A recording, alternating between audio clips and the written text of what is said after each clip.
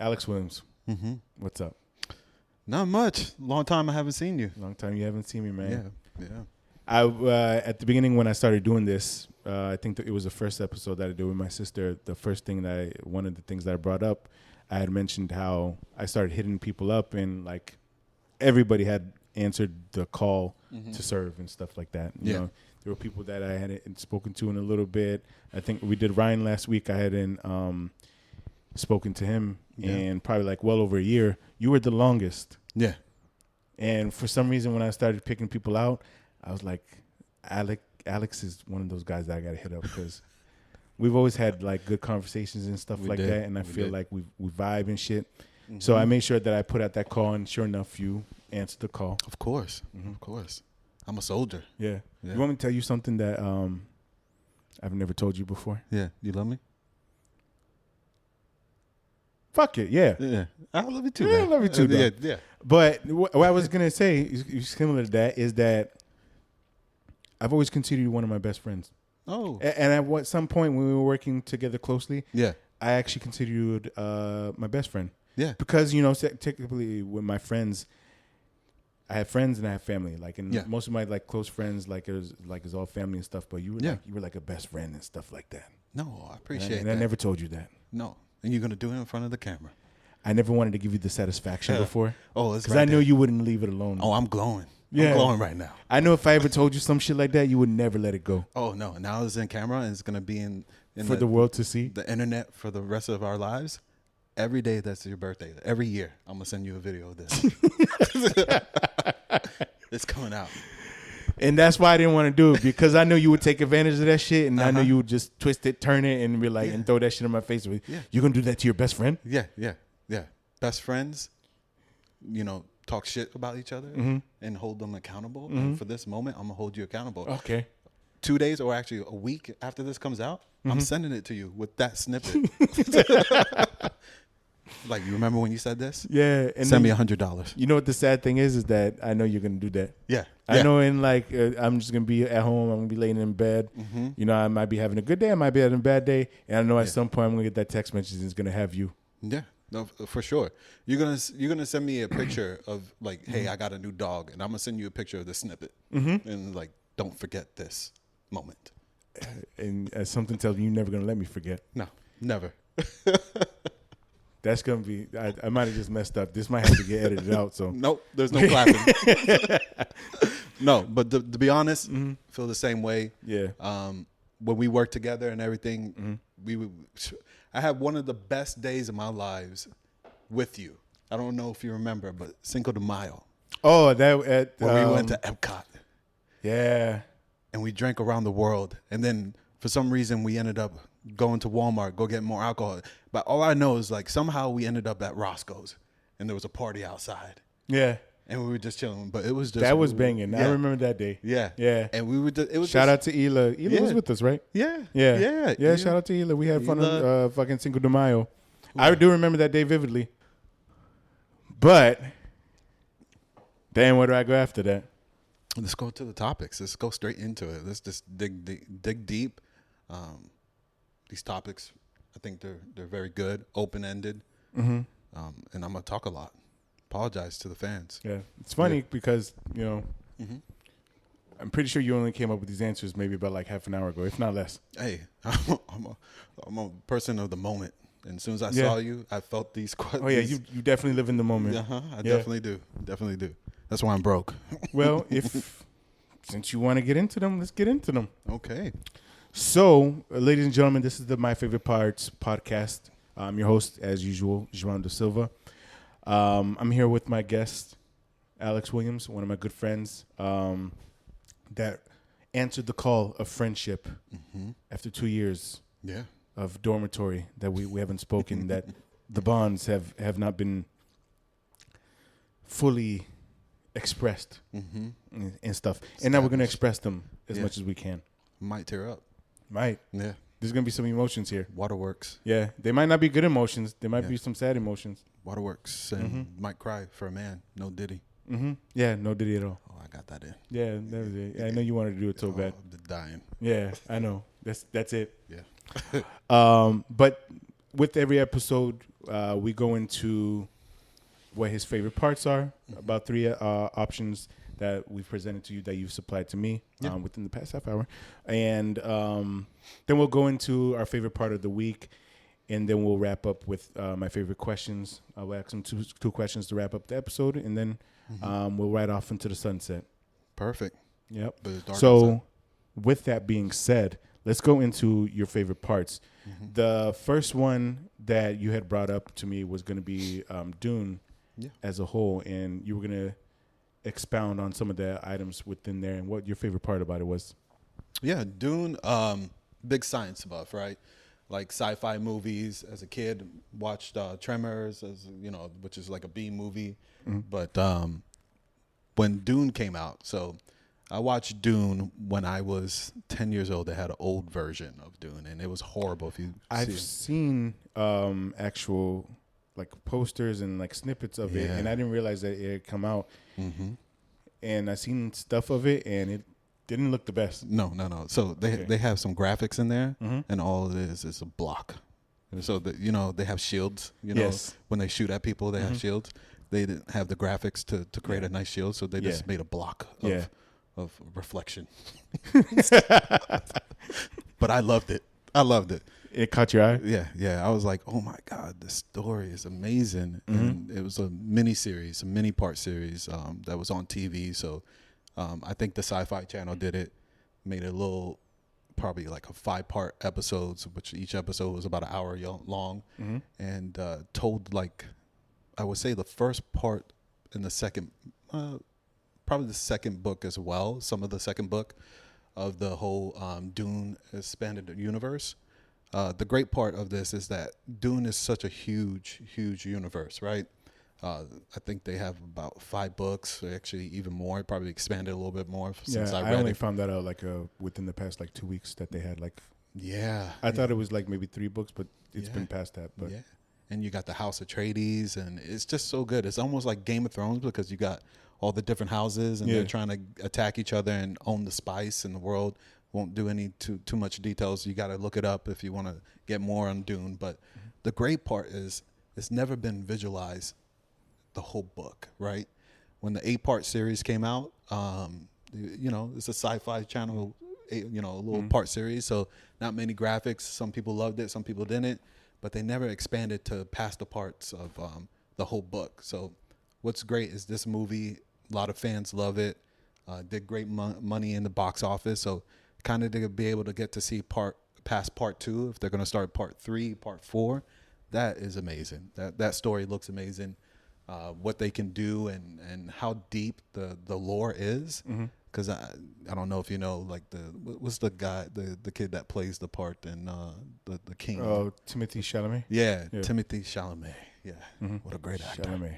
Yeah, Chalamet. What a great name, great actor. But the story goes part where they talk about his children, and that's never been visualized. So just to be able to see that and them have a great hit with the box offices, and be able to kind of see the kids, because the kids get crazy. Like I did not read, but I saw something to where, and not to spoil anything, but so I won't say too much. But one of his sons becomes something nasty. Yeah.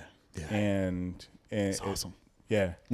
I know that's probably your favorite part. Yeah. But again, I only found out that they had like more books after like 2 weeks ago, and to think that it goes that far in depth and stuff, and I think that's what's pretty cool. What's great about it is what you're watching right now, because they talk about a Messiah, right? The whole time they're talking about you got the Freeman tribe, and they talk about a story of a Messiah that's supposed to lead them to the, almost like the promised land, or where there's water, because they live in the desert. And you think it's Timothée Chalamet, right? I'm saying his name wrong, but forgive me, Timothy. But I'm sure he's somewhere in Hollywood not worrying about us. No, he's not watching this yet. Yeah. But you'll see this episode one day. He's not even the main guy. He's just he's a disciple that's leading them, and the main person is one of his children. So the whole time you think, spoiler, sorry, but the whole time you think Timothy is the main person who's going to lead him. It's not even him. This guy is just another foot soldier. So Oh, he's just like another pawn in the whole the scheme of chessboard. things, yeah. He's not the king. Because they talk about the golden path, right? Mm-hmm. And he's part of the golden path because right now they're not following the right path to lead them to salvation. If you think about it, it's very biblical in that sense. But you think he is the whole time, but come to find out, he's a pawn to a bigger scheme, and there's bigger players in it, and that's what I'm excited to see, because you could read about it, but just to see it visualized kind of makes a story kind of come together. Because I don't know about you, whenever I read a book, my thoughts on how things work is just way different from what they show in movies, right? When that usually happens, are you usually underwhelmed or overwhelmed? Like when you visualize something, when you're reading something or hearing something, and when you actually see it visualized, is that something that's usually under or overwhelming for you? Like, are you usually happy with the product? Or are you like, oh, no, I could have did it better? I'm happy when it comes to movies, because when you read a book, there's so much details, right? And in a movie, they're trying to put all that detail into one scene, right? So it's kind of good to see a visualization of how somebody else saw it or puts everything together. I don't like when they come up with something random. I'm really not a big fan of that. But if they stay true to the story and kind of bring it into a modern era, because one of the biggest problems is I'm gonna bring up X-Men real quick. Yeah. Right. You watch X-Men as a kid. That'll help us out a little later. Yeah.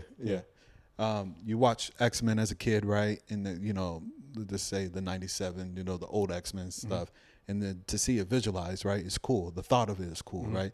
But you don't want to see them in the X-Men costume. That's kind of like 70s, right? Yeah. So it's like, what the hell are they wearing? That's cool. Well, I can't wait for you to watch Deadpool 3 then. Yeah. Well, see Hugh Jackman in his yellow.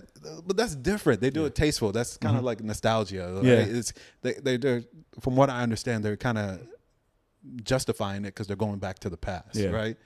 But it's kind of weird to see the past in the future, right? And that's kind of where I stand on seeing movies or books turned into movies. Is like, it's good to see like a modern take of whatever that book was made at that time.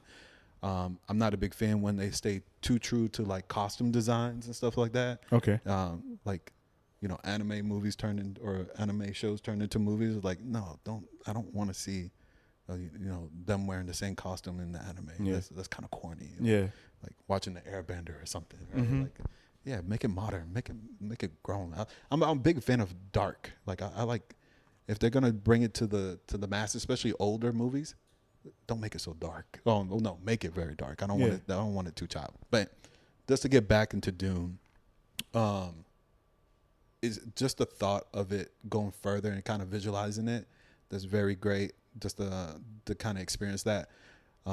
And I'll go back to when I was reading books and kind of seeing people going to the movies in that sense, or when they translate the books into movies. I thought there was something wrong with me at first, because I was like, when I read the book, I was like, this is totally different from what I read. Like what I thought was like, I was like, did I read this wrong? Am I imagining things wrong? But as I got older, I was like, okay, that makes sense. Everybody has a different take, or even though you got a lot of details in the book, the detail that you're thinking about can come out different for somebody else, right? And when I first experienced that, I'll tell you right now, when I read Harry Potter, oh my God. Same thing. Like I'll be honest with Harry Potter, I haven't read all the books. Yeah. But when I was in like middle school, when those are my fucking age. Yeah. Show your age. You can curse, by the way. I've been asked that multiple middle times. School. Yep. Yeah. But when I was in middle school and stuff, when we were the Harry Potter books had just come out, and one of our teachers had us reading the books. At that point, we would listen to like an audiobook. Everybody had their own book, and we would all follow along with it. And so I was in tune with those at the beginning, and then actually, like you said, seeing them being put into like film form. Yeah. It's kind of like mind blowing and stuff. It is. And then reading Harry Potter, visualizing Harry and the Muggles and everything, I had in my head, like, I had a whole story. And then when they said they were going to have the movie, I was like, oh, yeah, now they're going to put my vision into the movie. Yeah. Right? That was not my vision. They probably sent it out. You watched it, and you was like, what the fuck is this? Yeah, man. It's funny. It's like it's perception, right? Mm-hmm. Everybody has different perception. When you read something, see something, you perceive it. You know, perception is reality. And when I read the Harry Potter books, when I read the Dune books, man, my mind goes crazy. Like I'm going deep into them. These characters are my friends, right? And then when they bring them to the movie, and I'm like, that's not the friend I know. Yeah, right. That's not him. No, that's not him. How dare you do that to my friend? And that's You probably had like some stick figures, like pictured and stuff, yeah. and then you get Timothy Chalamet. Yeah, me and Timothy were like, we're good friends. Timothy, what's up? Shout out. But not in real life. Just in the books. Uh-huh. Yeah, that's. We want Paul. Yeah, we want Paul Atreides. You know what else messed me up? Holes. You remember the book Holes? I didn't read the book, but I know what movie you're talking about, though. Yeah. Holes really tore me up, like as a kid, middle school, going deep back in the days. Middle school, when I read Holes, I did not understand the concept of telling a story in the past. So I don't know if you've seen a movie and you're watching it and they're going back and forth, right? They got the present, then they're going back to the past about how things how the stuff in the past affect the present and everything. When you're reading the book, they don't tell you they're going back in the past. So you're reading a book about modern kids digging holes, and then all of a sudden they got carriages. And I'm like, where are we? Confused the shit out of me. I was like, this is not holes. I don't know. They're not building holes no more because now they got guns. And now I'm like, I don't know what I'm reading. Like, and it just changed on you? Yeah, it just changed on me. But I guess that's when you develop, when you read books, you kind of learn the little tricks that authors do to kind of make the books better and tell a story. And but I'm telling you right now, some of these books mess me up. I can tell. Yeah. I'm still traumatized. Like I won't pick up a book anymore. I don't read. Yeah. JK. But with that being said, though, with the whole enthralling story of Dune, is there like a particular part of the story or of the movies even that is like your favorite that stuck with you? Yeah. It's always about, like, for me, when it comes to stories and heroes and everything, I love to see a hero go from zero to the top guy, the top dog, kind of see him start from the bottom and go all the way to the top. Shout out to Drizzy. And yeah, he started from the bottom, now he's there. Yeah. People come from him now, though. Yeah, people out there. Kendrick, watch out. Watch out, Kendrick. Yeah, go. Choose a side. But yeah, it's just seeing a dynasty of a family dynasty, right, get destroyed, and it's all up to one child to kind of build that dynasty up and kind of going, like, it's all about destiny, right? The story about your destiny, you don't get to choose your destiny, right? It chooses you in that sense, in that book, right? And he's trying to fight his destiny of being the Messiah or the person to lead a group of people, because he has to do some things that are bad, some things that are good, or when he has to fight a war that really doesn't have anything to do about him, but because of his family, right? That he inherits this war, and kind of to see somebody jump into a group of people he doesn't know but succeed and lead them at the end, it's just a powerful. And when you come to the movie, the graphics, I don't know if you haven't seen part 2 yet from what I heard about the graphics, like the sandworms, right? Just seeing that, the sandworms and them attacking the High Council and everything, it's just amazing. It's just really good visuals. I appreciate great visuals, especially if they do it in a nice way. So if you got graphics and you're trying to show a sandworm, I don't want to see it shiny, right? I want it to look like a worm, right? Spend some money on that shit. If you're gonna visualize it, spend some money. Don't bring me some cheap shit. We don't want just regular one. We want the most expensive worm we've ever seen in our lives. Spend all the money on it. I want that worm to wiggle like a real one. But they did good. They did a great job of visualizing the worms and kind of telling the story and kind of visualizing, like, the Harkonnens, right? That's the bad guys in the movie and show.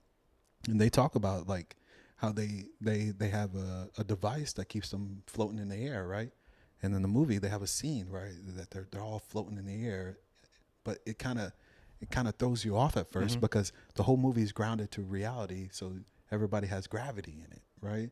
And then all of a sudden they press a device and they're floating, and you kind of feel weirded out, like, does this seem right? There's something wrong with this. But then if you go back to the books, they had this technology, and it's accurate, and it's actually cool to kind of see that. It's just great to see like something that you're passionate about. You spend time reading it, get the chance to turn into a movie and show it visually. And once again, it's a huge universe, and I get very excited to kind of see the books go past what the 5-episode part back in the days, because right now the story that they're telling, it's already been told visually, right? And I'm like, all right, let me just see another rendition of the first part of the movie.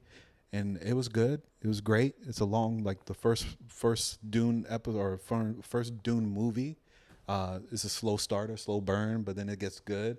The second part is a lot of war. You know, it's get a little bit deeper.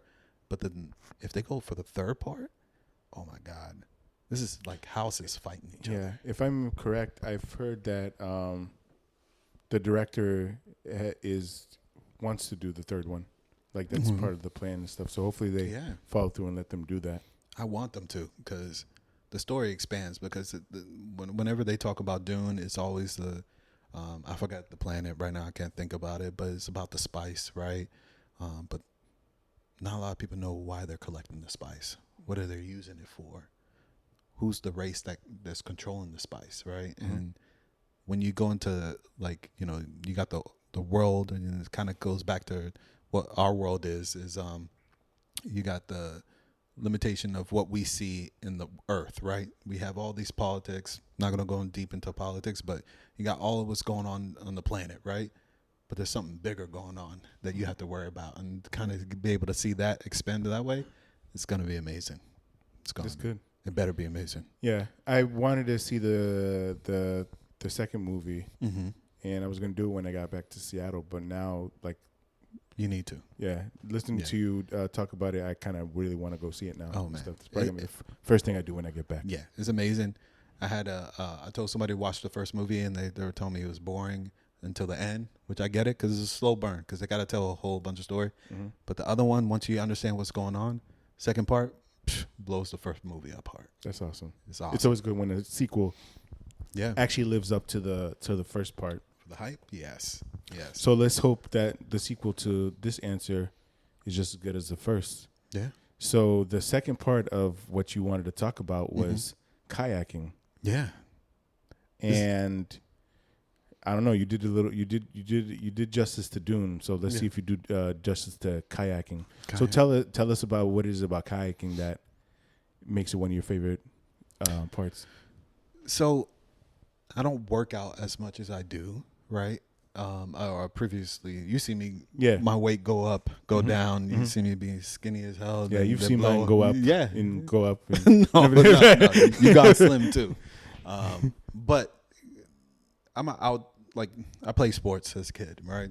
Play sports before even going into middle school, right? I played hockey, tons of sports. I won't go into details, but I play every sport. Was okay in every sport, never stuck into one to be excellent, because I just enjoy being outside and playing. As we get older, you don't want to play with your little kids. Like, I don't want to go to basketball court and play a bunch of teenagers. Some guys want to do that. That's okay.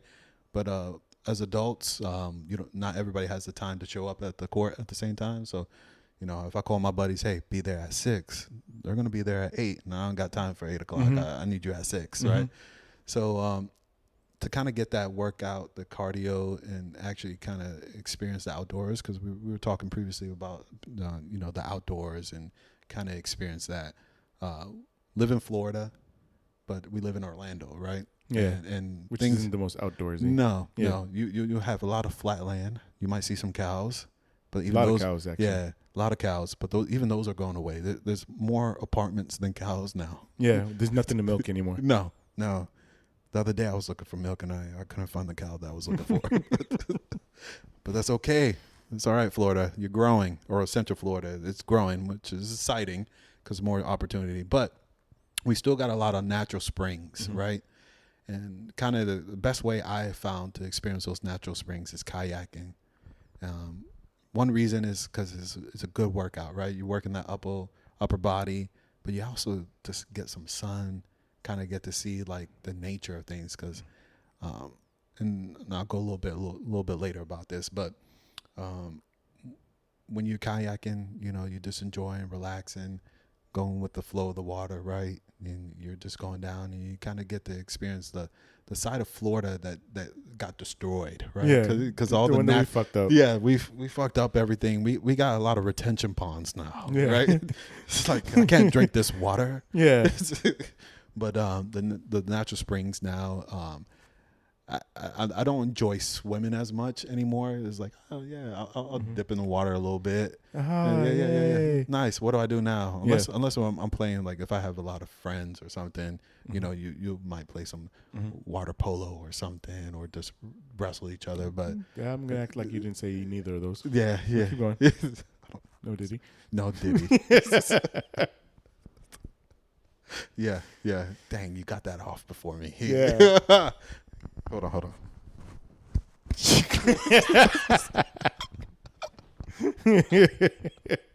But yeah, it's just nice to go outside, enjoy the natural water.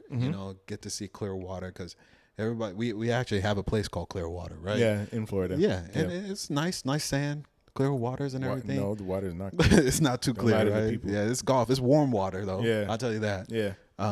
But the clearest water is the natural spring waters, and we have tons of them. Wekiva, we have King's Landing. They're everywhere. I can name I don't remember all the names, but if you look it up, there's tons of them everywhere. And the best way to experience it is kayaking, because you just floating. You got a boat, you're floating around, a little canoe, or if you kayak, actually that's the name of it. But just going down the stream, and you're just enjoying what Mother Nature offers. And if you're a bird watcher, you can see some crazy birds. If you're fish, you like to see fishes, you'll see the fishes underneath the kayak. And one of the things that I want to experience is kind of night kayaking. Yeah.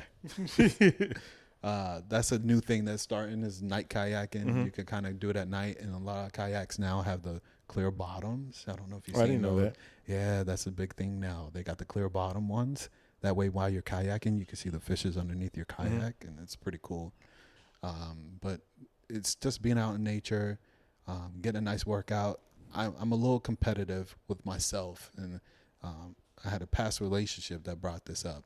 Right, it's a good date, right, to go kayaking, because they're like, oh, everybody talks about outdoors and stuff, but nobody likes to go outdoors too many. But kayaking is kind of chill. You kind of go your own pace. But I need a like an end to my kayak. So I need a goal to achieve, right? You don't just go out there just to go out there. No. I need to know where are we going and how quick can I get there. That's the thing. And usually the result is the quickest. Yes. Oh. Yeah. So I'm kayaking, and I'm burning, because one, I don't work out as much as I do, but man, I was ready to reach that goal. I think the course, well, they don't do courses, but they tell you how long. Like, so if it's a mile river and then you have to turn back around, they tell you average time is like an hour. Yeah, I'm trying to do that in 30 minutes. Challenge accepted. Yeah. Oh, average people do it for an hour? Yeah. Average people do an hour? I ain't average. I'm special. Oh, he's special indeed. Yeah. So that's the funny part, is like you can be competitive in that sense. If you bring a group of people, you guys can try to, woof it and try to get to the end of the goal and then turn back up. But the funnest part is going down the river, enjoying. The worst part is going up the river, because you're going against the current. Yeah, that's the worst part, when you have to go back. But it's a great time. It's great for dates. It's a great just to be out, get some sun. If you're a family person, I've seen families, even if you have pets, I've seen people do it with their dogs and everything. It's a very great experience, and kind of get you away from the Central Florida things, because now Central Florida is all theme parks, and I mean, I don't see many basketball courts being built anymore. Yeah, right. It used to be like every place you went to, there was a basketball court. Even that is gone. I have a volleyball court. I don't want to play volleyball. I'm not. What's that movie with Tom Cruise, where they're playing with their shirts off? Oh, what's it called? Top Gun. Yeah. I'm not Maverick. Yeah. I don't want to be Maverick. You're not Iceman. No, I'm not Iceman. I'm not trying to be that. Not in this weather, not in this heat. No. Can't be no Iceman. I'm trying to be Wesley Snipes, and White Man Can't Jump. Yeah, It's a goal. Yeah, but there's no basketball courts. They took them How away. are you supposed to do that? Yeah, no. So would you say that that's your favorite part about it is the fact that you can just go in and like disconnect from like everything? Because you meant of course, like I'm from Florida too. There's stuff all over the place. There's a lot of restaurants. There's a lot of this. There's theme parks. There's hotels and stuff. So would you say that's your favorite part, the fact that you can get away from all this stuff and then just go into the kayaking? Yeah. Like you said, there's a lot, especially in Central Florida. You're going to be pushed toward either downtown Orlando or the theme parks because we got Universal, Wet and Wild. But you really don't get to enjoy nature and just kind of a lot of the places that have kayak. You can also do trails, right? So you can go on the trail, hop on the kayak, and then jump into the water because they're natural springs. So you can swim in all of them. One of the scariest moments, though, there is alligators. So there is alligators. The signs aren't there for show, ladies and gentlemen. Yeah. As much as I love clear water, alligators do too. So they get hot too. Yeah, they get hot too, and this is kind of just being with nature and just getting out of the. I know we don't live in a city and metropolis area like New York up north where you just see skyscrapers, but it does get daunting just driving back and work, forth of work or to friends, because all it is roads and housing and not much just to kind of experience the nature that Florida truly is, because we got the Everglades, right? When's the last time you've been to the Everglades? Never. I passed by there, but I waved to it. Yeah. You know what's crazy? What? Everglades is right behind here. Really? It starts here? Yeah, the Everglades. This is the Everglades zone. That's why you see it's so dark. Because of the Everglades. Oh, so they can't put like floodlights in. Okay. Yeah. Little tidbit there. Yeah, I live in the Everglades. I'm a wild man. Oh yeah. Yeah. Alex is in touch with nature. I am. But no, I appreciate you sharing that. I've actually been kayaking myself before. I've like. You like it? Yeah, I did. I do actually, and stuff. It's a good workout. It's weird. I've done it in. I've done it here. I've done like Wakaiva. Yeah. I did it with a friend. His name is Zachary Ross Elkins III. Yeah. And we did it, and I didn't realize that when we were kayaking, and I was like, man, why is it getting so tough? And I didn't realize that he was just not helping at all. We had like we have the tandem one. And he was just like sitting there, just like chilling. Granted, we were trying to fish, and he was like doing most of the fishing, and I was doing most of the kayaking. Yeah. I just didn't realize that was part of the deal when we did that. But I did it there. I did it. I think in Key West, I believe we did it. And also I've done it in Chicago, like the Chicago River and stuff like that. And it's every time that I've had it, it's like the most peaceful, like just like you said, it's like peaceful. You just go out there and you just go at your own pace and stuff and you just kill it. Peaceful and just enjoying and get some sun. And how was kayaking in Chicago? It was actually pretty wicked. I'm not gonna lie. Yeah. I just went, they put me on the river and I just went. They do have like tour boats that go back and forth, so you just got to watch out for those. But the way that you go on the river, like you're seeing all the skyscrapers, like all the like restaurants and stuff like that. It was beautiful, and it was a beautiful day at that point too. Yeah. I think it was like close to like Labor Day, but it was just, it's weird. Like it's nice seeing a different visualization other than nature. Not that I would prefer it over that, but that'll lead us into our last favorite part for you. And when you mentioned this to me, I got excited again because I was like, I can't wait to see what the fuck this is about. Yeah. And it had to do with paranormal activity. Yes. I think that's a hot topic because, you know what's so funny? Paranormal and conspiracy go hand in hand, right? Yeah. When you talk about paranormal, there's going to be some people that believe you, and then those are like, you're full of shit. Yeah. Right? Or that you're crazy. Yeah. Crazy, right? Yeah. First part. Have you had one? You don't have to tell your story yet. I'll tell you mine. Say that again? Have you had a paranormal experience? Me personally, not that I'm aware of. I believe in like, if when you say paranormal, if you're talking about like ghosts and stuff like that, I believe in ghosts. Okay. Yeah. But never experienced it, right? Not having experienced it or anything like that. You know. Let me tell you my experience, right?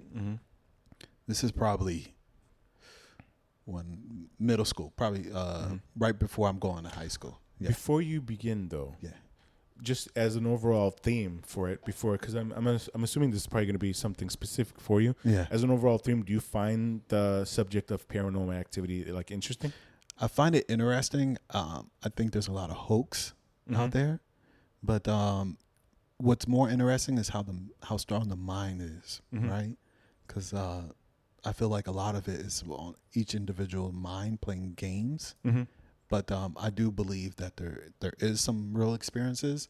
A lot of it is fake, or some experiences are more of the human mind playing games, and it's a powerful thing. And then that's kind of where I'm going with on that. So, do you want to hear my story? No, Yeah. I Okay. don't, but you can. But okay. you're gonna hear it anyway. Yeah. This is when. Oh my goodness! So you have a brother, right? So yeah, I do. You guys have ever shared a room? We have. When we were younger, we shared a room and a bed. Yeah. And stuff when we were younger. Okay. My sister, it's the three of us. My sister had her own room, and then me and my brother shared a room. Yeah. So me and my brother, when we were kids, we shared a room because we have family members living with us, but we had our two separate beds, twin beds, right? You know, you're not gonna get anything bigger as a kid. Yeah. But me and my brother had the smart idea to combine those beds to make a bigger bed. Yeah, mega bed. That's smart. Yeah, which ended up just being a double, but in our head that was like, a king size. More space. Yeah. I remember as a kid, we used to stay up late, on the weekends when there was no school. Parents, hey, you can stay up however you are, because we weren't getting in trouble. We were just playing games, watching movies, and just hanging out. But I remember one time, we put the beds together. We created a little fort, whatever, trying to have fun. And, we're playing games. And then, my brother fell asleep, right? And it's probably like 4 o'clock in the morning. And I know what you guys are thinking, like, what are you doing 4 o'clock in the morning? And I was like, I don't care what you think. I'm playing games, okay? This is important. I need to beat Final Fantasy tonight, all right? But I need to find out if this motherfucker gonna survive. Yeah, for real. What's the name of the one? Sephiroth? Yeah. Yeah, I need to know if I'm actually related to this guy. But, that's for the Final Fantasy fans, if you guys get that hint. But remember him falling asleep, it's getting pretty late.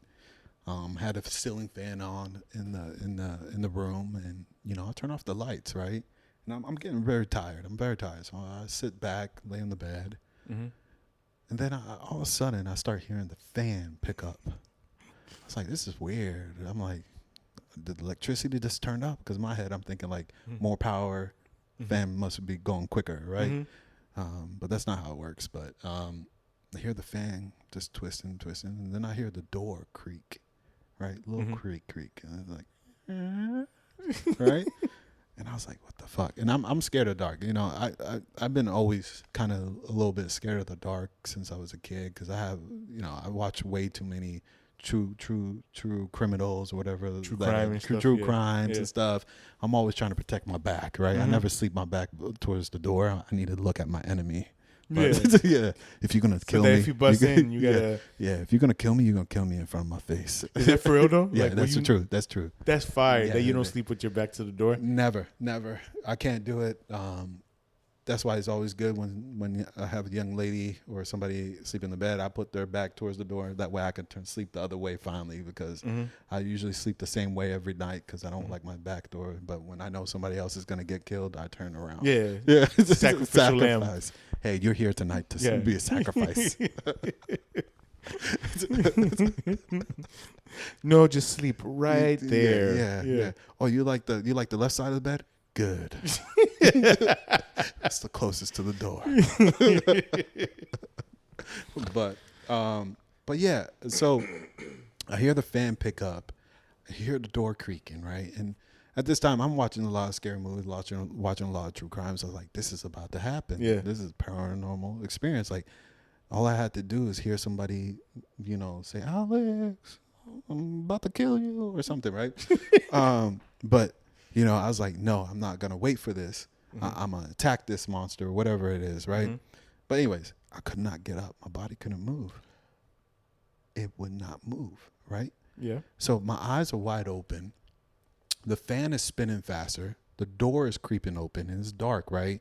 And I'm shitting bricks and then I'm trying to get up, but my body won't move. I'm trying to scream, right? And nothing's coming out. And this happened probably for a good 10 minutes, right? Mm-hmm. I'm trying to, like, my eyes, I'm looking. I see my brother's beside me, right? Because I can't turn my head, but I see him beside me by turning my eyes.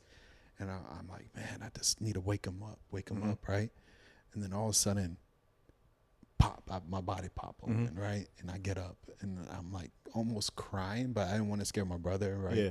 So I'm like just breathing deeply. So I turn on the lights and everything. The fan, I turn off the fan, I locked the door because I was like, why did that creep open? I'm gonna lock it and everything.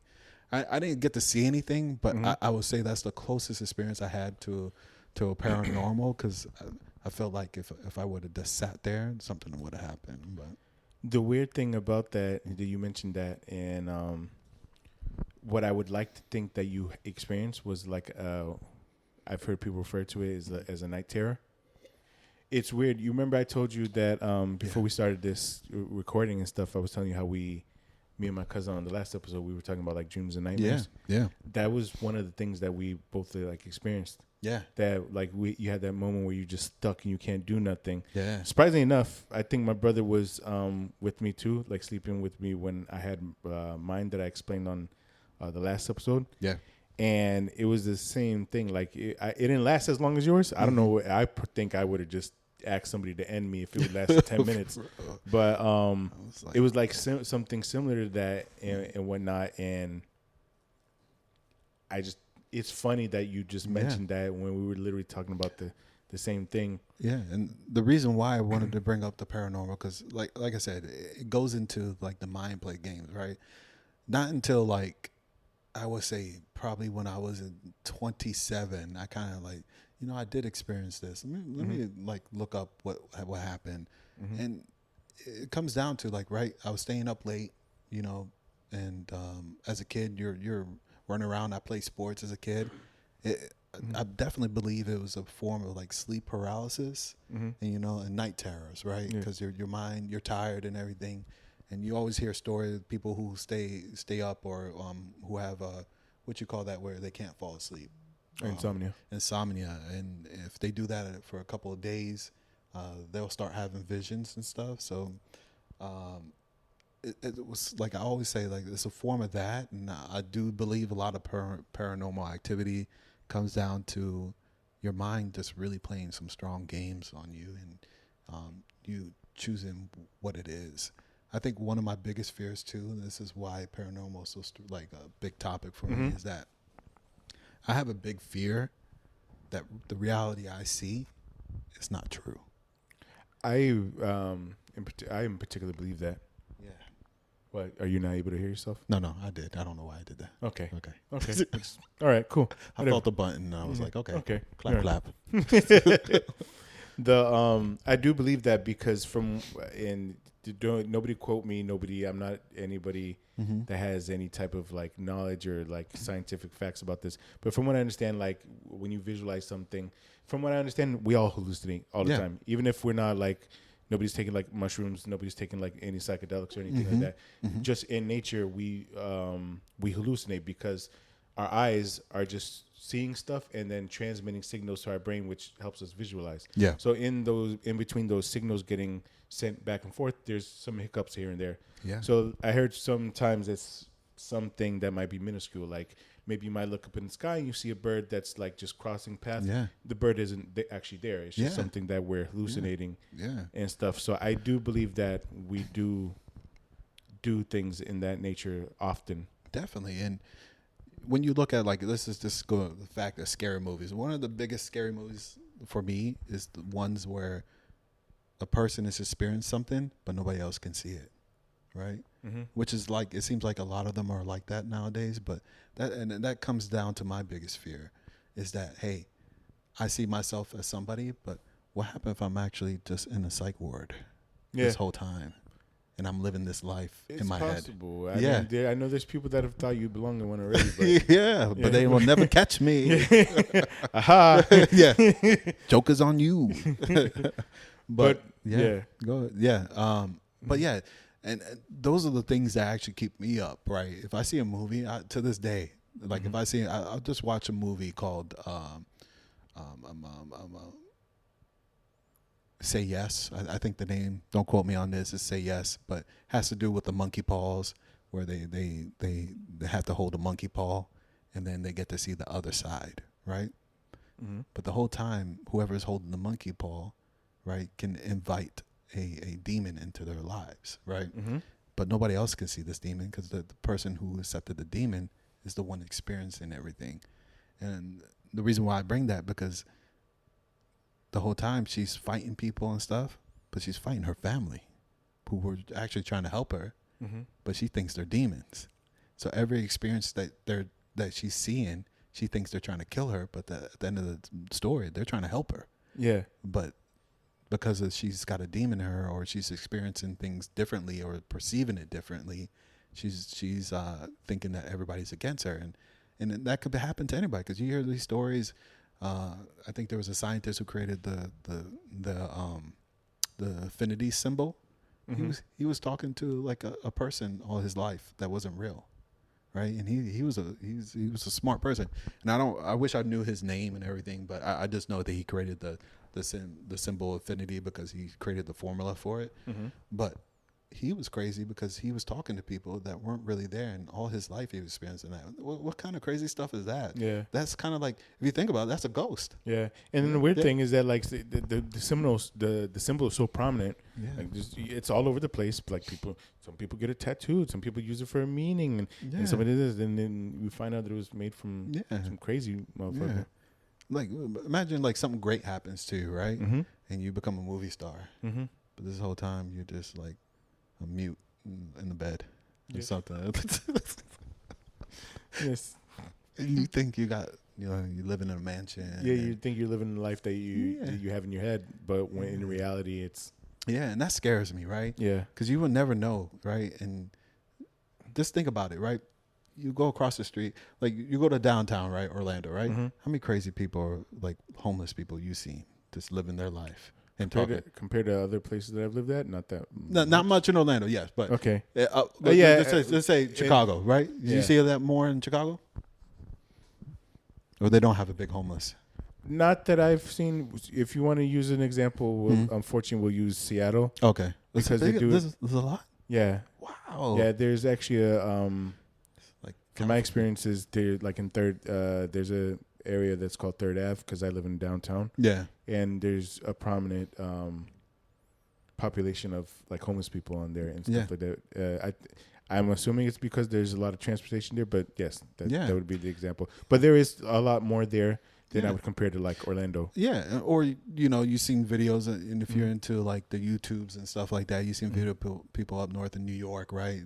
You got the subway and there's crazy stuff, right? And how many times you pass by somebody who's mumbling stuff and you don't tell them? A lot. And you don't say shit. A lot. So you're an enabler. That's why I'm. Okay. Or that's true. That's true.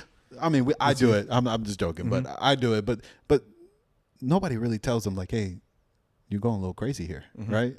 They let them live their life, and that's a big fear. Like, what happened if I've been living my life this whole time and nobody's telling you like I'm like crazy, right? Crazy. And people won't tell you. They just live. They pass by like that's a crazy person. That's crazy. I was concerned coming here to do this with you because I was like, at that, like something's wrong. Something's wrong with them. Something up with them. But I still sat down next to you. Yep. And you think this is apartment, but this is actually cardboard box. Not a cardboard box. It's more of a cage. Yeah, cage. Yeah, yeah. And I have a back cage in the end where I sleep. But and my toilet is outside the cage. But anyways, but that's my biggest fear. And the reason the paranormal part is just like, how many of this paranormal stuff is just our minds playing tricks?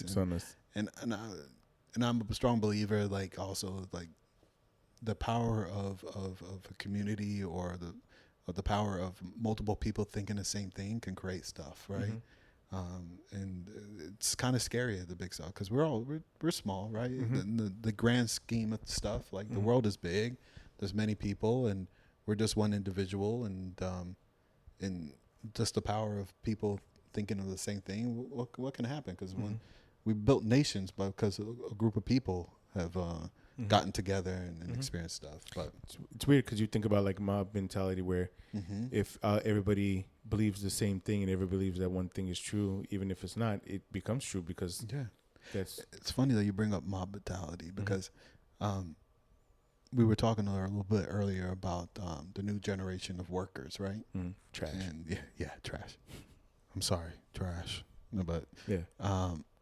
One of the tricks I found out is don't talk to them in front of other people because they don't make sense when it's a mob mentality. Because when they're with a group or with the same people, they come up with some crazy stuff. And I was like, how can you guys really think of this as a group? But then when you talk to them individually, get them away from that group and talk to them, one-on-one, you have more sense. And it's kind of crazy. When it becomes a mob, there's no sense in a mob. There's no sensibility. Like, this is the way it is, and that's how it goes. Yeah, it's all feeling, right? It becomes feeling at that point because even if you might not believe it as an individual, the power of somebody who can speak or the group energy will make you start thinking that way. Yeah, and that's crazy in the fact. But a little tidbit on that. Yeah. So we got through your favorite parts about the episode. You gave us your 3 items.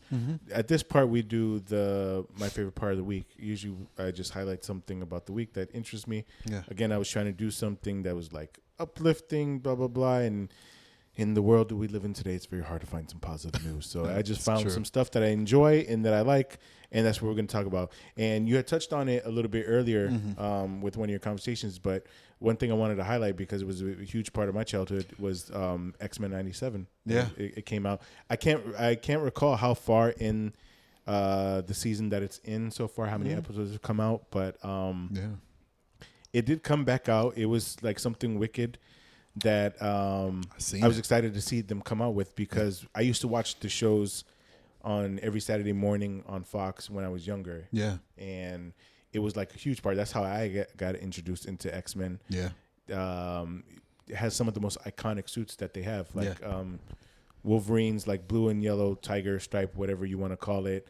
It had Cyclops with his blue like military with the yellow like accents. Rogue, Gambit, all of them. And supposedly it's a continuation of the story that they have there today, and it's already out and stuff. And I thought that it was so cool that they brought something back that was familiar with us, but now that they can show it to kids nowadays and get them into it. And not only that, but please the people that used to watch it in the past. So I don't know if you've watched it or if you're aware of it going on. Yeah. Very excited. Like you said, watched that while I was a kid. That's how I got introduced to the X-Men team. Was happy about the First Class and all that. And then I seen 2 episodes. I think they're about 3 episodes in. They're doing like the old weekly stuff instead of sending it all out all at once. But it's awesome. Yeah. Just the feel. Yeah. And one thing that I do recall them mentioning that I thought was so cool is that they got a lot of the original voice actors to come back for the show. Like the most prominent one that I could remember off my head just from remember watching it, and his voice was iconic in doing that show, was the voice of Wolverine. I heard, and from what I understand, it's the same gentleman that did it before that's doing it now. Now that you mention it, because when I was watching the first 2 episodes, just to kind of see how it is and get those nostalgic feel, I didn't feel like the voices were off. So that makes sense because they're using the old voices. I was like, hey, these all match. Like that's not one of the things I thought about. But but I just thought that was so cool. Shout out to Marvel for bringing that back and doing such a service to the people that used to watch the show. Yeah, yeah. And if I'm correct, it's on Disney Plus. Yeah. It's on Disney Plus. Shout out to Disney Plus. I would love to do a sponsorship. Sponsor this boy. Yeah, sponsor me. But no, I just wanted to highlight that because if for somebody of my age, something that we used to entertain me so much when I was younger, to see that doing the same thing for people nowadays, including the people that used to watch it, it's fucking wicked. You know what's so great about it? What? Magneto runs the school. I heard. Yeah, I heard he's in charge because. To many people that don't know, when the original series ended, Charles Xavier he got sent off somewhere. He was like sick or Yeah. something had happened to him where he had to get taken care of on another planet. Yeah. So in his stead, he left Magneto in charge, and that's where the story picks up. Yeah, and one of the things that, because me and my brother were kind of watching the first 2 episodes, and we're like, this has a great, like, the old school feel, but something is different, right? And we kind of found out what it was. So everything was hand drawn back in the day, right? Yeah. And not much animation.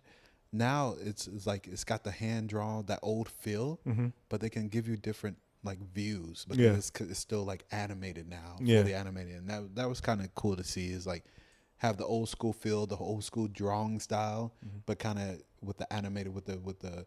It's like we saw things in 30 frames per second. Now we get to see it at 122 or something like that. So which makes sense because I mean, look at other shows like South Park, how they used to do it. Was like they did everything with hand. It was like cut, and now they have technology where the show still looks good, but they're able to do so much more stuff smoother with it because And then sometimes they throw like, for some reason, the like even though it looks all like side scroll or side view or 1D, whatever you want to think, and then they could kind of flip it around at certain scenes, and I'm like, that's crazy. Yeah. And that's what you kind of see with that. No, technology, it's definitely made animation more better, even with like anime. When you see how some of the scenes that they can put together now, it's insane compared to what we were used to. We live in the Matrix. We do. Yeah, we won't go talk about that forever, but no, that I just wanted to highlight that's out there. True. For anybody that's a fan of X-Men in general or the fans of the show, be sure to go out there and check that out. It's going to be streaming on Disney Plus. With that being said, that brings us to the last part of our show, which is going to be my favorite questions. And these are 2 questions that I ask of every guest that comes onto this podcast. Of course. Just as every other question that I always do. But these are going to have to do with you also again. The first one is going to be more of a loaded question because it's going to have to do with your senses. So it's a 5-part question. Yeah. And the question is going to be, what's your favorite parts of your senses? So again, not what out of the 5 senses is your favorite, but what's your favorite of each, and give me some details on why. I don't care however they come out. I don't care what the order or anything like that as far as like which ones you do first. So I'll just throw one out there and just to get you started, and then you can give me something else after. Yeah. So the first one we're going to... Before you start this. Yes. The answers I'm going to give is the thought of them versus the actuality. Does that make sense? Absolutely not. Okay. You're gonna have to explain that a little bit before. Yeah. Okay. Oh, or is it something I'm gonna have to find out when you do it? Yeah. All right. Okay. All right. It's gonna be interesting. I didn't think I was gonna regret this, but I'm starting to now. But so give me the first one. It's gonna be sound. Yeah. The sound of rain, right? And this goes back to what I was talking about earlier, right? The sound of rain, when you hear it raining, I could sleep like a baby when it's raining. And it might be part of the thought of like, I know nobody's doing anything because we're human. We get the FOMO, right? A lot of times. Fear of missing out. Yeah. And I think a lot of time that runs how our day to day or what we want to be is because we have an expectation of what people are doing, and we want to make sure we're part of that scene or we're doing as much as other people are that we kind of consider our rivals or friends, always consider it rivalry. It's only heightened now because of social media. Yeah, and you could definitely cut out certain parts where it makes it seem more than what it is, but that's a whole nother story. But when it's raining, you're like, yeah, everybody's inside now. You're going to do the same shit I'm doing. Right? Nothing. Yeah. Now let me sleep. Yeah. But yeah, it's just the thought of that. And I actually have a nostalgia when it comes to rain because I used to have I still have a buddy. When I was right out of high school, nothing to do, right? You're still trying to find yourself. Me and my friend, we used to get, whenever he actually lived in Bellalago. That's how you say it, right? Yeah. Whenever it rained, we'd just go and play games all day. We're like, okay, it's raining. There's nothing to do. Let's go play games, right? And that's kind of the fondest moments because we built a strong brotherhood through that. No Diddy. But No, yeah. I completely understand that. Like, coincidentally, if I can recall correctly, we've had that same response a little bit with other interviewees and other guests that have been on this show Yeah. because they have so strong, fond memories of like Yeah. things that happened to them while they were in rain and stuff. So Yeah. you probably don't know this because you haven't listened to an episode yet. Yeah. I will after this. Because I haven't put one out yet because I'm taking my time with these editing. Yeah. But I sleep to rain noise. Like I put the noise on my phone. Does and it work? It works for me to the point where I notice when I don't have it on, and it trips me out now when I don't have noise playing in the background. Yeah. And stuff, but I don't know if that's the same thing for you. No, it is. Well, I don't put rain. So when it rains, I like listen to the rain, but I always need something in the background because when things are too quiet, I listen to everything, right? But if I have some background noise, and the background noise for me is the fan, right? Just having some type of fan, even if it's cold, I need a fan on just to hear that background noise because when I sleep, I tend to zone into certain things, and that keeps me from sleeping. So when everything is too quiet, I hear that faucet dripping. I need to fix that. Told him to tighten that. Yeah. I need to fix that in the morning. Or why is there why do I hear my shirt flapping? Right. But I zone into some of the weirdest thing. It doesn't scare me or anything, but it's just my body zones in because you lose all your senses, right? You know when they say you lose all your senses, some of them get stronger. Yeah. When I close my eyes, my ears is like pick up a pin drop. Yeah. It's crazy. It's crazy. Yeah. But having a fan running kind of helps out. But when it rains, it's just very peaceful. And part of it, like I said, it's a comfort thing. It's knowing that everybody should be asleep right now, right? So you like hearing it because you know everybody's fucking inside. Yeah. Okay. Yeah. I definitely do because when you, let's say between 21 and 20, probably 25, right? Everybody's trying to discover themselves, right? And everybody's doing everything, right? Yeah. And me, I just want us to get together and let's all get together and play some games, like some Mario Party or Mario Kart, or let's have some competition, basketball game, football. So go to the club. Yeah. Crush you in Mario Party. Yeah. You pick. Yeah, and then they'll always choose the club. Except for when it rained. I was like, you're mine. Yeah. When the rain came, you know that you have no choice. Yeah. Oh, you ain't going nowhere. Oh, you want to go out here? It's raining. Where you going? Pick up the controller. Yeah, pick up. Yeah, but it's just nostalgic and just kind of peaceful, just hearing the rain and just knowing, hey, the world is working and nobody's doing anything. Yeah. Go to sleep. No, that makes actually complete sense though. Yeah. But I like the fact that it's a nostalgia factor for you. Yeah. And a comfort factor. But yeah. What would you say is the next one on your list? I'll let you pick the next one. Sound. You got 4 others. All right. Let's do touch. All right. For me, and this is just the thought of it. Like every time I see it, I'm like, oh, this got to be magnificent, right? But when you actually do it, it's like, right? But just the thought of it is golf grass, right? So not just grass in particular, but specifically golf grass. Yes. Okay. Just the thought of because you always when it comes for me for touch, you want something soft, right? And whenever I think of something soft, I think of golf grass because you just look at it, it just looks soft and like fluffy and everything. It does look like the most immaculate grass that you've ever put your feet on. Yeah, right? You want to put your feet on it. You just want to touch it. You feel like you could make a snow angel in that grass, right? But before you continue on, I just want to clarify what we're talking about. You're talking about grass. You're not talking about when you go putt that fake stuff. No. Okay. Not that. No, I don't want no turf toe. Yeah, no. We want the grass toe. No, I want the real grass. But and part of it is just I worked somewhere, right, where you worked there too, right? we worked on properties where they had like a golf course, right? Yeah. And you see the work that they put, because once they stop Yes. putting the work, it grows crazy, Yeah. right?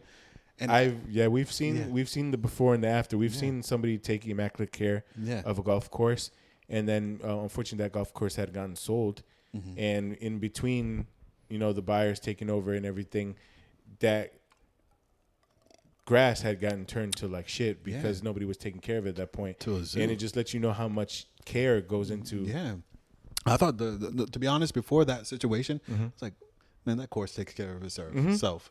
And then once I stopped, when I saw that they sold it, I was like, oh my God, they actually cut this every day and everything. I remember there used to be somebody there like 3-4 in the morning, and like and see the golf carts out there and like taking care of it. And I was like, for what? Yeah, exactly. Like that doesn't need to be cut right now. Look how short it is. That doesn't even grow. Yeah. Yeah. No, it does. And I worked on another property that had another golf course, and every day when I woke up, when I got to work, because I was working in housekeeping at the time, you're up there early because you're waking up probably before the sun comes up, and then by the time you get there, the sun is rising and everything. And there was a building, right? It was called Building 7 because I took care of a place called Club Village. And to be honest, like some days, working in hospital, some days you just like, what am I doing, right? Especially after COVID. After COVID. When they brought me back COVID, I was like, is this what I want to do? I used to go, before work start, I used to go up to the top of the building because it was about 7-story building, and it overlooked the golf course. And I used to go to the room, right? And I go straight to the balcony, and watch the sunrise, to be honest. And I watched the sunrise over the golf course, and I was just like, look how beautiful that golf course. Like, because like I said, once again, we live in Florida, and you don't get to see all the nature stuff. But the golf course, even though we take care of it, it's man-made, it's kind of unique just to see how nature kind of cohabitates to that. Right, because you'll see the birds and everything, the dew in the morning, and you just look at that grass and you're like, I just want to touch that grass. Like it just looks soft. So with that being said, I'm going to ask you a question that I hope you would answer yes to. Have you touched that grass? Oh yeah, okay. Multiple times. All right. And how does that feel? In your head, things are a lot better than what they are in actuality. That's why I say like the thought of it. Every time I'm thinking like I need to touch that grass, but when I touch it, it's like, that's not what I thought it was, but it's something that comes up to me. It's like it's almost like cigarettes, right? I used to smoke cigarettes, FYI, right? And it tastes nasty and everything. But to this day, when I see somebody smoke a cigarette in the movies or at the bar, I was like, that looks amazing.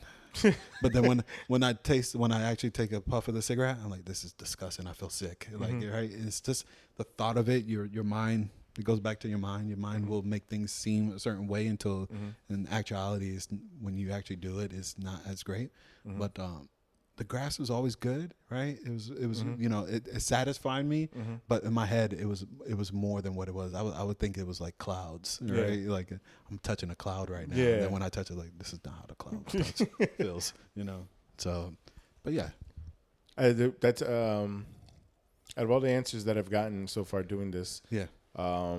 That's probably one of the most unique ones, and honestly, I would have never thought that you would have said something like that. No, and then probably it's just based on my experience because I worked at properties all my life, so that's the main thing I see all the time. Yeah. And I was like, if I can't play on it, I need to touch it. Yeah, I just need to get one hand, one foot. Yeah, 1 foot. Let me go barefooted on it. That's the one thing I probably regret the most is that I never went barefooted on it. Because just the thought of it, just feeling the grass on your feet. Grass feels good. Yeah, right? Yeah. I don't know, like in your neighborhood, in my neighborhood, the grass is hard.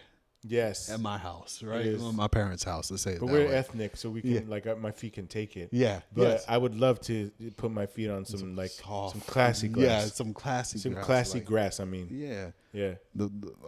I always say, like, the grass. The poor people grass isn't working for It's called wild grass. Yeah. So, like, you don't know what type of grass you got. There's a bunch of them put together. This one, no. I mean, honestly, I don't know if the stuff my parents got in their crib is, like, even grass. It's, like, weeds. And stuff. Like that's so true. There's a difference. Yeah. I remember the grass there. The grass they import for houses come with ants, right? And when you go to a golf course, it's like, where are the ants at? Oh, they're not. They don't. They can't. The ants at that point, they're golfing too. Yeah, it's almost like they got better things to do than chill with us. It's like the difference between Caucasian hair and then African American hair, right? Caucasian hair gets lice, African doesn't, and that's golf grass. That's actually very true. That's golf grass. Yeah, we got the best grass. Golf grass is African hair. Remember that. You heard that here first. You could keep that on too. You could keep that on there. Oh yeah. No clap. No clap. That's 2 down. Yeah. You got 3 left. Smell, right? Yes. Let's go for smell. I love the smell of vanilla. It's weird, right? I mean, yeah. You don't be weird than the golf grass. No, it's probably not. But as a kid, being half, Texan. I say Texan, but it's Caucasian. I'm just trying to make it interesting. Yeah. But people don't know you're making Caucasian jokes, but you are Caucasian. Yeah, I am Caucasian. I could do this. Yeah. Play both sides of the field. It's awesome. Like I can make fun of everybody and don't feel guilty because I'm like, I'm white. No, I'm black too. Yeah. But none of them accept me. I don't even accept you. I don't care. Yeah, okay. But in the Haitian culture, right, vanilla extract is a huge thing when it comes to sweets. Yeah. Like, so you make la bouillie, which is kind of like an oatmeal thing. As a kid, right, and this is before I moved to Florida, when I lived in New Jersey and Connecticut. Usually you have an auntie, right? So the Haitian families take care of the older people by bringing an auntie with them. So as a kid, up to about 8 years old, I always had an auntie at the house, right? And she would always cook something in the morning. Yeah, this is going to sound like a dumb question, but when you speak of auntie, is that an actual aunt or is that a person filling that role? It's actually an aunt, right? Because we say mont, which always means auntie in English, and we say Mont Johnette, but her real name was like Johnette, but Mont means auntie Johnette. Okay, right. And she was part of the family, and she wasn't a random person that we just call them aunt. But the older people, especially the first generations, where they couldn't really work really well, or they might have some sickness where they kept them from doing hard labor. Usually a family with new kids will take them in and let them live and be basically a nanny for the family.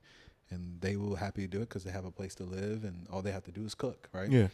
And one of the things that she used to cook every morning and evening, even breakfast and lunch, most of the time, depending on the day. It won't be twice that they cook it. Either you have it for the breakfast, or if they skip breakfast at lunch, they're going to make it.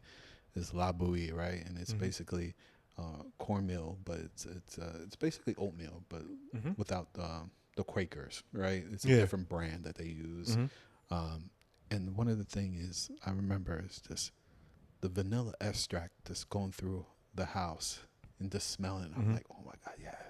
So it would be more like a sweet like dish that they it's sweet. It's sweet. They don't really you put sugar, right? But it's not as like, so when you make oatmeal, right? The Quaker oatmeals, right? They come a little bit sweet, but then people put sugar in it and stuff. Usually with ours is it's kind of like a cream, more of a yellowish tone to it. What they do is put some vanilla extract into it to kind of give it a nice little vanilla flavor to it. And then also they put sugar, but not as much sugar as oatmeal and stuff. But you smell it through the house, and that vanilla smell was just like, oh my God, it's time. Yeah, it's time. Wicked. Yeah. You know it was about to go down and stuff. Like, oh yeah, you make some la bouillie. Okay. But and all my answers is going to come to nostalgia, right? Whenever I think of these things, because it's stuff that I don't smell anymore, but I miss the smell. Yeah. But the one thing I will say though, and just in general, in like with the blog that I'm doing for this, and even with this, a lot of these things are supposed to like trigger the nostalgia in you. Yeah. Because like before I asked you these questions to do this for this interview, you would have never thought about fucking La Bouillie and stuff like that. But it's bringing. Did I say that right? Yeah, La Bouillie. La Bouille. I might not be saying it right because I'm only half. So you good.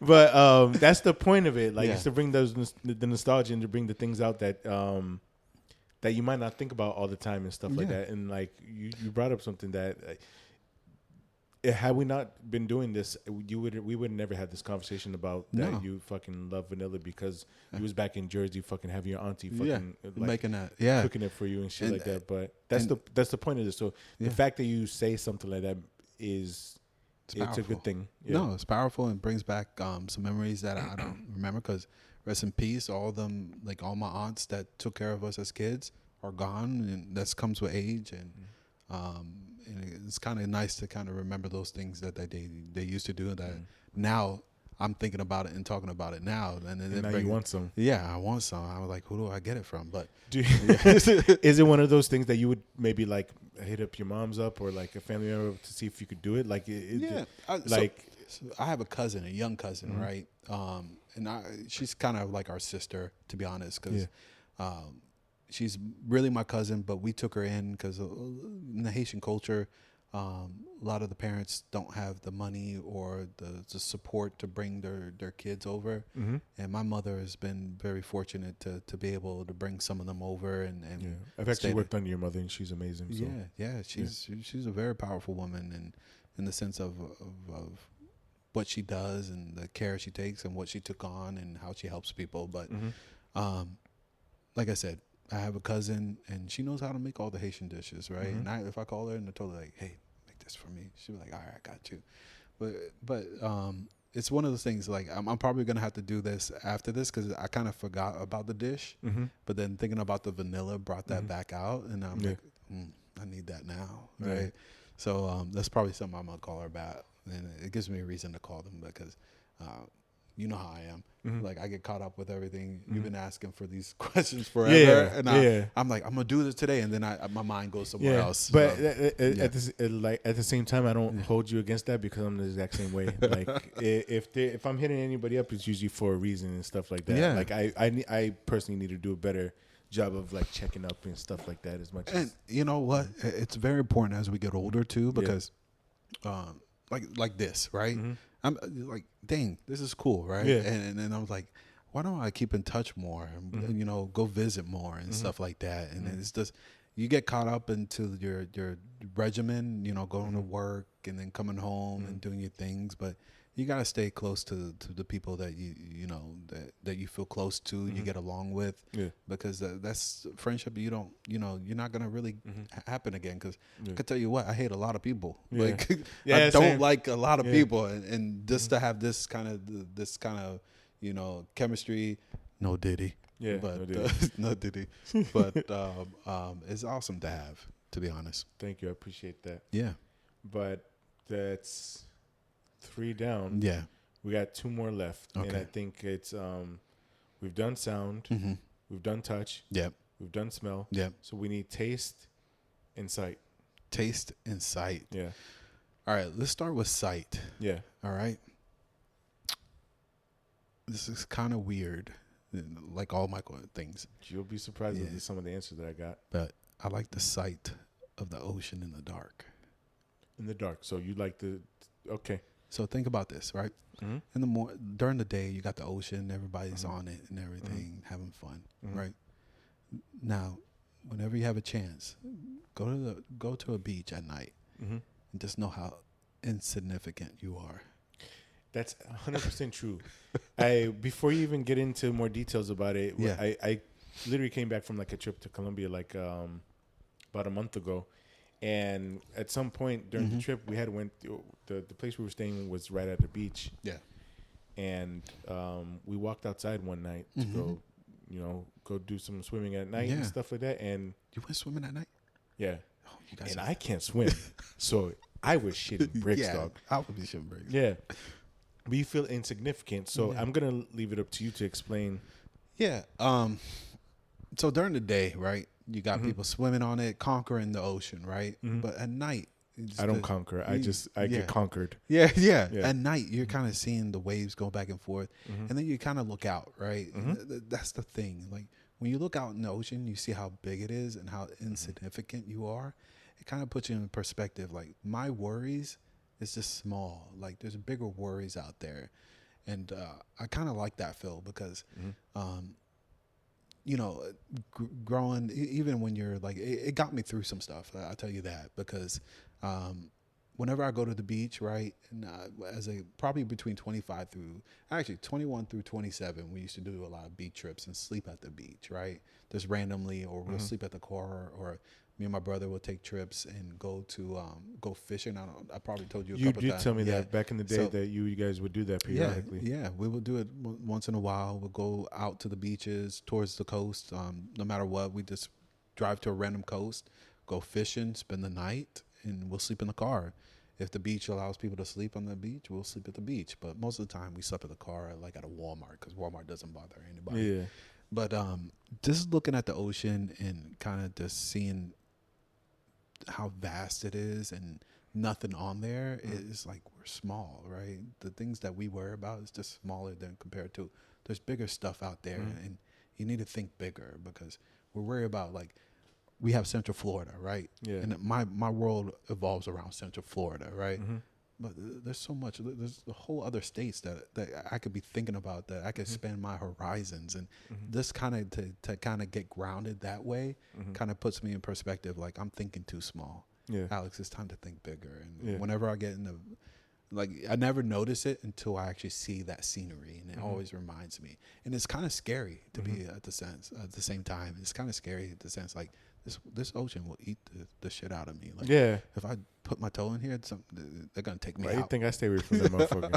Yeah. Yeah, but it kind of puts you in perspective how small you are, how vulnerable you are as a human, and how things can be honestly be bigger. So that always strikes me, like the sight of the ocean at night specifically, because during the day, I don't know why. During the day, it just kind of seems it doesn't like, do it for you, because it's such so much not that it's such a happy view and everything, but you do, like, when you go on vacation, you're like excited, and you go into the, like, oh my God, I'm at the beach. Yeah. But when you go to it at night, you're like, oh shit, Yeah. I need to be careful. And it along with reminding you of all the things that you're talking about, like how insignificant we are. Yeah. It also reminds you of your mortality. Yeah, it does. And stuff.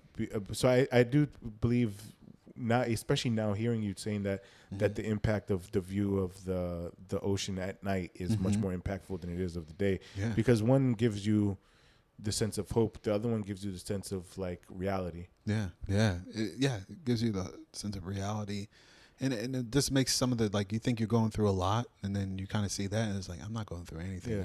The world is so much bigger than what we. What I'm thinking, like, you know, money or things like that. Like, why don't I have this? Why don't I have that? You know, it's all about materialistic. But then when you look at that, it's like, why am I being so materialistic? Like, there's bigger things out in the world. Yeah. Crazy story though. When I was 25, I was walking the beach at night. Can't tell you why I was walking the beach at night, but I saw something on the beach. As I got closer to it, jump up in the air, go into the water. What do you think that was? I think that was your number 3, your paranormal activity and stuff. I forgot about this, but not until we start talking about it. I did see some. Was it a person? No. It wasn't a person. It was just definitely like an animal, because it seemed like a bird. The only thing that confused me, if it was a bird, why would it jump in the air and then go straight into the water and disappear, right? Because a bird would just kind of land swift, nice, glide on the water, especially at night, right? Usually birds don't swim at be on the ocean. They're kind of dormant at night. But I remember walking the beach and I saw something, like, it looked like it was eating some seaweed or whatever. And as I got closer, it flew up to the air, probably a good 20 feet, and went straight into the water, dived in. And I was like, what the hell was that? I wasn't scared, but I was like, that's something different. That's wild. I don't know. Yeah. I have no explanations for that. But it makes you think. I have to research that, because I have to think now, because I don't know what would do that. I don't know. And stuff. I don't think a seagull will do it. No. Yeah, I never met a stingray. Maybe a pelican. Maybe, but at late at night. Well, it was probably 10 o'clock at night. Well, it probably didn't like you interfering with its food. No. If I was eating seaweed, yeah, the last thing I would want to see is you. Yeah, yeah, that's true. That's true. But hey, if we needed a fight, I would win. Yeah, Yeah. really though. I would have bird and seaweed. Oh, nice dish. I wonder if the seaweed tastes good. Peking duck with some Oh, seaweed. that was a good one. But that also brings us to our last one. Mm-hmm. You know, speaking of seaweed and how it tastes and stuff, it's going to be our taste. Taste. So, what would be your favorite taste and why? This is a good one, and I can't really think. It better be. If you're going to preface it with this is going to be a good one. No. I don't mean like I have a good thing. I keep thinking about this, and it's hard for me to think of something that taste wise because everything is just the same to me. Mm-hmm. But I could tell you consistency I like, right?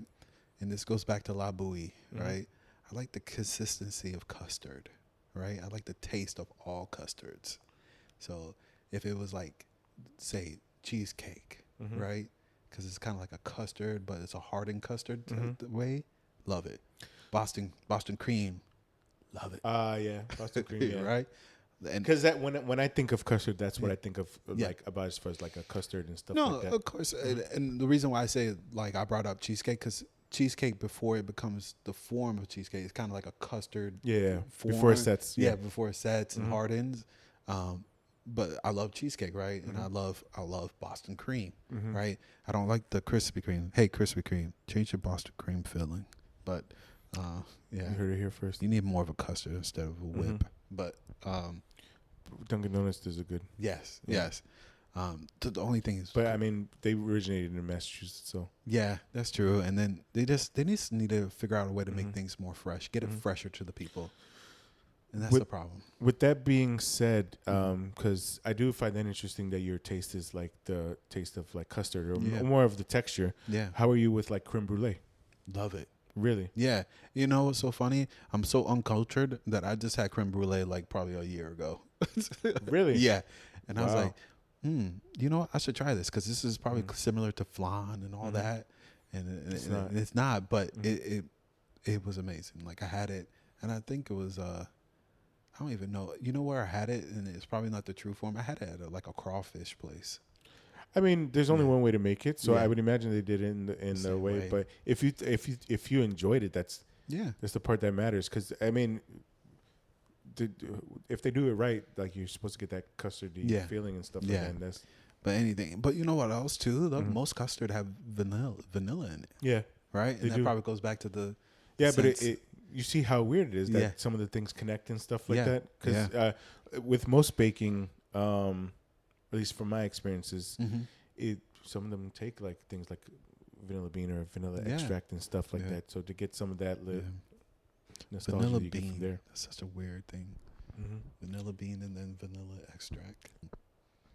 I do appreciate the response though for taste because I think I think this is the first part that we've had that where the taste actually was associated with texture versus an actual like taste and stuff like that. And we forget about that with when we think about like taste and stuff like that. I actually got a cookbook from a gentleman that I watch on YouTube. His name is Joshua Wiseman, and he has a cookbook called. Oh, really? I was just watching him.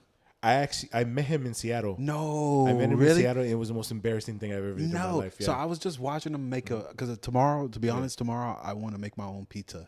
And I was watching him making his pizza dough. Yeah, and he's awesome. Yeah, he does a great job. And he curse. I love it, like when he curses. Yeah, that sort of stuff. His videos are so good. Yeah, and I met him in Seattle because I went. He was going over there to do like a book signing and stuff. Yeah. So I went to the book signing. He went, signed my book. It was the most embarrassing thing because I felt like such a punk when he talked to me because I didn't think he would actually talk to me. And he was talking to you, really? Yeah. He asked me a question and I froze and I just turned into a complete bitch. I told him I was overwhelmed. Yeah, you did. Yes, I did. He's like, hey, man, what do you think about Bavarian peanuts? Yeah. I'm overwhelmed right now. Yeah. Don't ask me about it. Yeah, that's exactly how it went. He didn't bring up Bavarian, but he asked me a question, and I didn't think he was going to ask. I thought it was just going to be a quick, like, signing. Yeah. And he asked me something, and I just turned into a complete, like, piece of shit. And that's awesome. Yeah. So that's my celebrity story. Moment. Yeah. But hopefully I'll get at some point I'll find out what makes the Bavarian. I'll put it on here and so everybody can know, including us.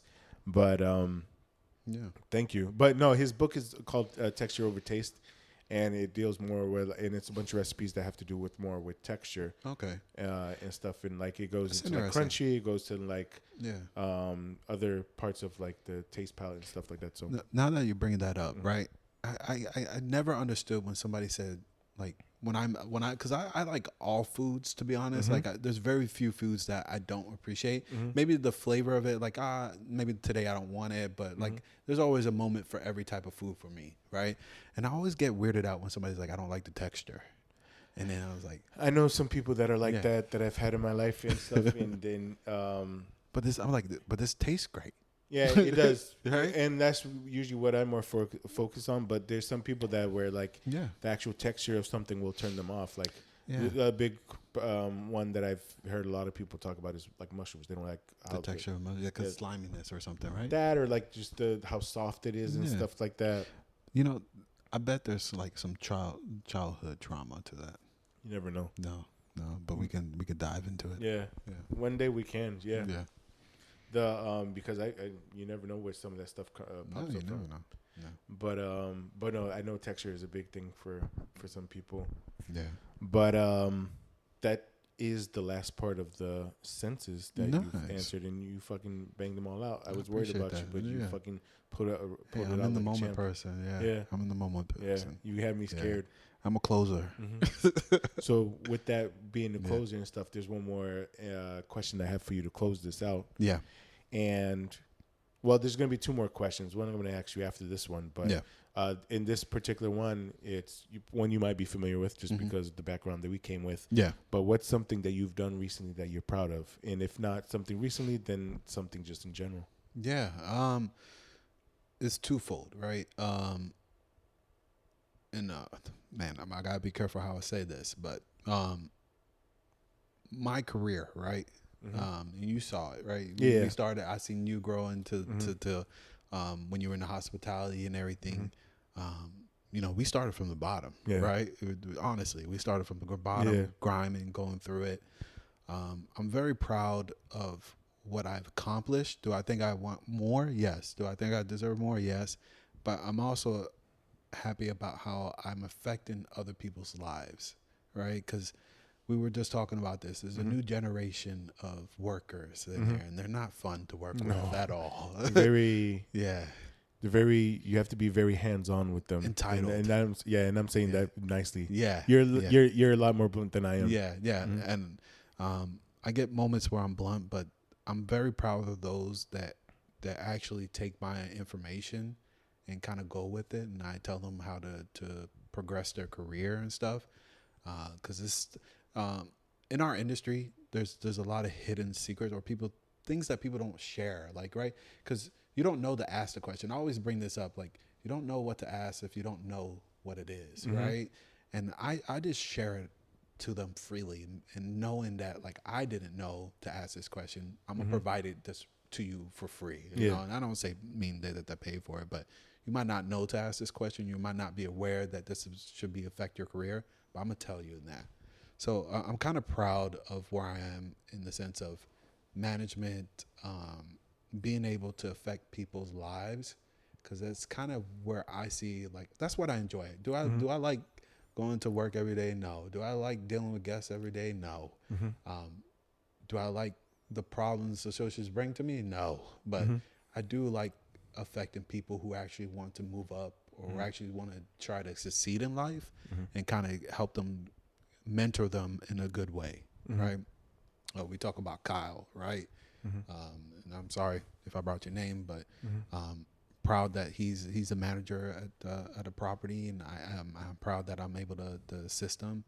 One of my old bosses told me, like, you got to be proud about all the people that you work with if they're moving up, right? And a lot of people that I've seen have the ability, have gone to other roles, higher roles, better roles, maybe sometimes sideways, but it's better for them. And kind of see them kind of grow that way. It's kind of awesome. I'm proud of that, you know. The property I work at, you know, it was a very tough property, and I'm proud where we're at right now. I had to work my butt off. Yeah. I'm not proud of that part, you know. Because if I knew, I would have asked for more money. But I'm proud where we're going, and the success and being able to affect people's lives because Mm-hmm. where we grew up in Mhm. Point Santa, I didn't think I would be leading a team. Yeah. I always thought like, damn, the shit I've been through. If they Yeah. knew this, man, if the Me Too movement got me. I'm just joking about that. But Clap. yeah, no, you can put that, but JK. But we, where we grew up in Point Santa, it was a small area. People got into a lot of stupid stuff, and I'm glad that, and even you, man, I'm glad to see you as well. That we didn't become the ones that went to jail or died or something and got into drugs. That we're continuing pushing forward. It's not easy, but I would say that it's good to see successful people. So proud of that. I appreciate that. And same thing, like being at some point in my career, being at a position where I was in charge of people. Yeah. I always invested more of my time and more of my effort into the people versus the actual job, because I always believed that if you take care of like your associates, they'll take care of course, like the guests and stuff. So I always value people that actually invest into their their minions and whatnot, and I mean that lovingly. No, of course, and stuff. But everybody wants to feel like a person versus a pawn or like a worker, right? Yeah.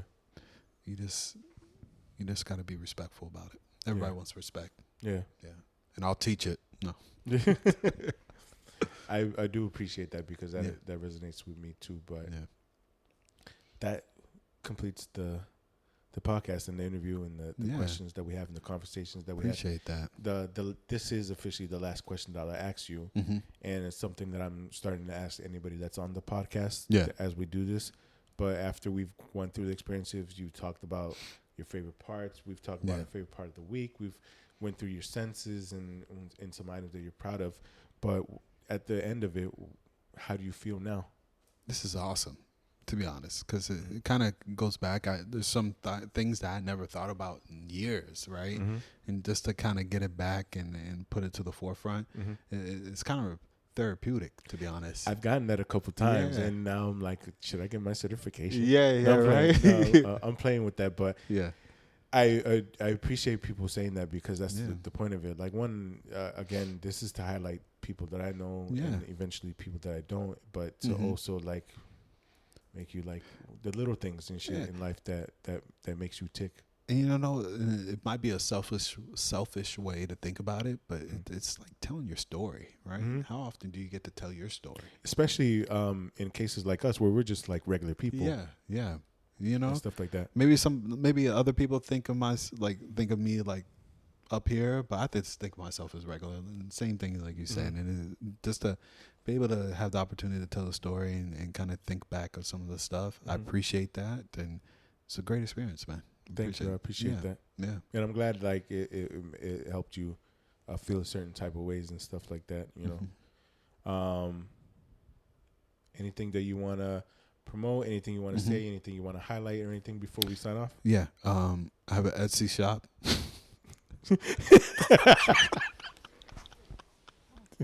Do you, or are you just saying that? No, I actually do. Okay, well, keep going. Yeah, it's called Redux Digital. I make canvases, shirts, and stuff. Please visit it on Etsy. Put it out there. Right now, I haven't put much stuff up yet lately, but we're getting on there. But just keep that in mind. Do you really? Yeah, I do. Okay, cool. Then I'll use you. Yeah, I do. G shit. Yeah, put it out there. Yeah. That is it. Awesome. Ladies and gentlemen, thank you for being a part of episode number 5 of the My Favorite Parts podcast. Again, this is Alex Williams. I really appreciate him being here for me. And we'll have some more episodes coming soon that we'll give to you guys.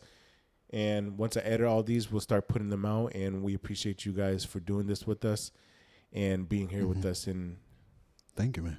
Peace I appreciate it. Peace. No Diddy.